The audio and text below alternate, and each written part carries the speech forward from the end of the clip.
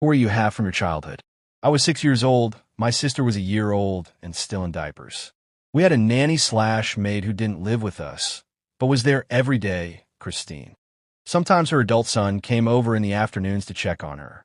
One day a gold coin went missing that my stepfather had given my mom from the Spanish royal court. He was from Spain.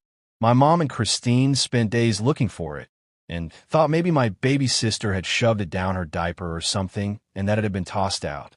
They finally gave up the search. Then one day Christine borrowed our car, which she often did when home, and the next day didn't show up. Her son came over, though, to return the car and sat with me and my baby sister on his lap as we all worried where his mom was. We never saw her again. A day or two later, my mom was asked to come into the coroner to identify Christine's body. After the trial, we found out the details.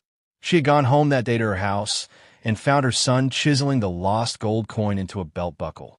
They argued, it got heated, and he murdered his mom, wrapped her body in plastic, stuffed her into the trunk of our car, and drove her out into the country and dumped her on the roadside. Detectives came to our house and asked my mom to open the trunk of Telhe car he'd returned to us. It was full of dry blood. Of course, all this happened before he came to our house and sat with my baby sister and I. In the end, he was convicted to decades in prison. For a long time, he wrote to us, and I think he was paroled a decade or so ago, but we live across the country now.